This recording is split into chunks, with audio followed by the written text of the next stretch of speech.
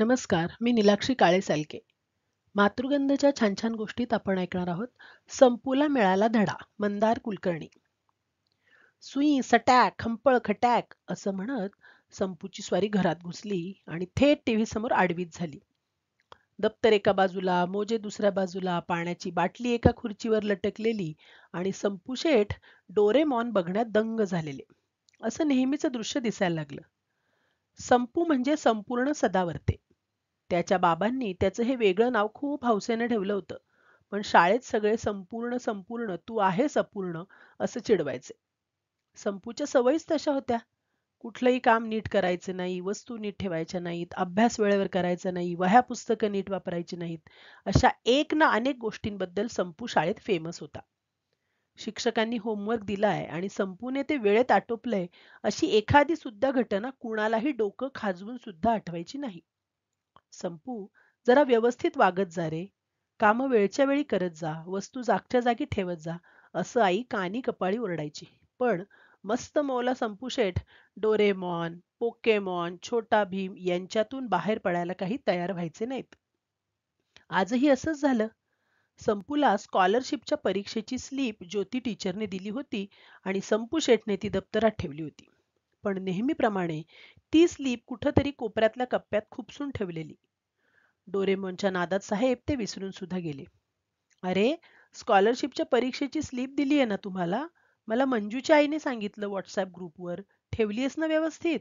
आईने विचारले. हो ग. वाटीतल्या भडंगाचा फन्ना उडवत संपू शेठ म्हणाले. नीट ठेव, तिच्याशिवाय परीक्षेला सोडत नाहीत माहितीये ना? अगं ठेवलीये का दप्तरात व्यवस्थित? असं शेठ म्हणाले आणि नोबिताच्या रडारडीत गुंग झाले. परीक्षा 5 दिवसांवर होती. परीक्षेचा दिवस उजाडला आणि संपू शेठनी दप्तराच्या कप्प्यात हात घातला आणि तो किंचाळलाच. आई, माझी स्कॉलरशिपच्या परीक्षेची स्लीप कुठे आहे? दप्तरात नाहीये. पोळी लाटणाऱ्या आईने लाटणं तिथंच आदळलं आणि ती धावत आली. अरे नीट बघ, दुसऱ्या कुठल्या तरी कप्प्यात असेल. तरी मी तुला सांगत होते स्लीप नीट ठेव म्हणून, असं ती जोरात म्हणाली. एकूण प्रकरण गंभीर आहे हे सगळ्या घराच्या लक्षात आलं. आजीने संपूचा कप्पा बघायला सुरुवात केली. आजोबा रद्दीच्या गठ्ठ्यात शोधायला लागले. बाबा संपूच्या वस्तू ठेवण्याच्या जागा बघायला लागले. घरभर गोंधळ उडाला. सगळे आरडाओरडा करायला लागले. संपू रडायला लागला. एकूण युद्धाचीच परिस्थिती. सगळ्या महाभारतानंतर निष्कर्ष एवढाच निघाला की स्कॉलरशिपची स्लीप सापडत नाही. संपू गबाळा असला तरी हुशार होता. अनेक स्पर्धांमध्ये त्याने बक्षिसं मिळवली होती. स्कॉलरशिपच्या परीक्षेचा त्याने नीट अभ्यास केला नसला तरी त्याची बुद्धीच इतकी भारी चालायची की स्कॉलरशिपमध्ये तो येणार याची सगळ्यांची खात्रीच होती. पण मुळात स्कॉलरशिप मिळवणं वगैरे सोडा, इथं परीक्षेची स्लीपच सापडत नव्हती. आई खूप ओरडायला लागली. बाबांच्या रागाचा पारा चढला. तुला एक गोष्ट व्यवस्थित ठेवायला नको, एवढी महत्वाची गोष्ट सुद्धा अशी हरवतोस? हद्द झाली तुझ्या पुढे, वगैरे वगैरे आईचा तोंडाचा पट्टा सुरूच होता. संपूचे डोळे रडून रडून लाल झाले. संपूर्ण घराची उलथापालथ करूनही काही सापडत नाही म्हटल्यावर शेवटी संपूचे बाबा म्हणाले, आता इथं बडबड आणि रडारड करण्यापेक्षा शाळेत तरी जाऊन बघू. तिथे शिक्षकांशी बोलून बघू काही होतंय का ते. नाही बाबा, स्लीप शिवाय प्रवेश नाही देत, हमसून हमसून रडत संपूला म्हणाला. अरे बघा तरी जाऊन, आजोबा धीर देत म्हणाले.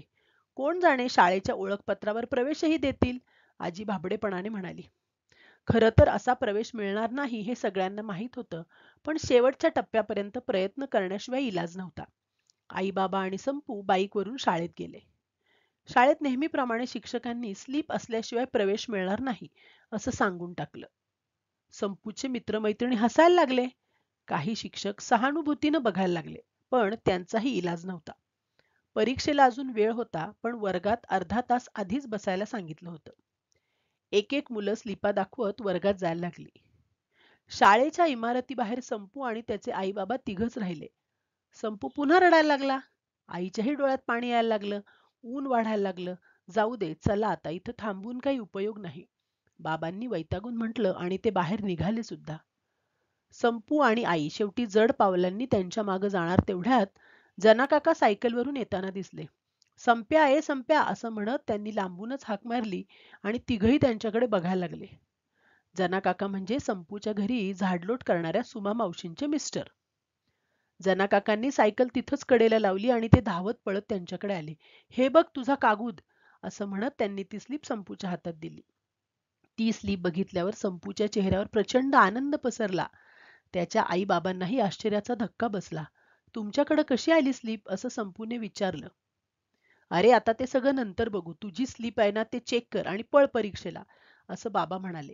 संपूने स्लीप बघितली, अर्थात त्याचीच होती. तो खूप खुश झाला. स्वतःहून तो जनाकाकांच्या पाया पडला आणि धावत धावत परीक्षा हॉलकडे गेला. झालं असं होतं की संपूने दप्तरात ठेवलेली स्लीप नुसतीच कोंबली असल्यामुळे ती त्याच दिवशी दप्तरातून बाहेर पडली होती आणि उडत उडत बाल्कनीत गेली होती. दुसऱ्या दिवशी सुमा मावशी झाडायला आल्या तेव्हा त्यांना काय वाटलं कुणास ठाऊक. तो काहीतरी महत्वाचा कागद असेल असं वाटून त्यांनी तो टीव्हीच्या खालच्या ड्रॉवरमध्ये ठेवला होता. त्या संपूच्या आईला सांगायला विसरल्या होत्या. आज जेव्हा त्या कामाला पोचल्या तेव्हा संपूच्या आजीने सगळं सांगितलं. तेव्हा त्यांच्या ते अचानक लक्षात आलं आणि त्यांनी आजींना सांगितलं. संपूच्या आजोबांनी मग धावत पळत ते बघितलं आणि ती स्लीपच असल्याचं त्यांच्या लक्षात आलं. मग सुमा मावशींनी जनाकाकांना बोलावून घेतलं आणि ते बिचारे सायकलवर टांग टाकून शाळेत आले होते. संपूची परीक्षा यथासांग पार पडली आणि पेपरही छान गेले. तो घरी आला तेव्हा सगळ्यांनी त्याची शिकवणी घेतली हे तर सांगायला नकोच.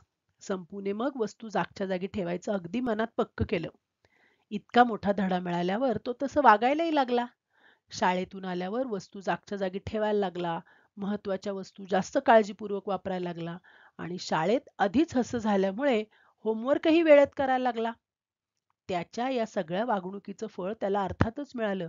कोणतं सांगा बरं? येस, संपू शेटना स्कॉलरशिप मिळाली.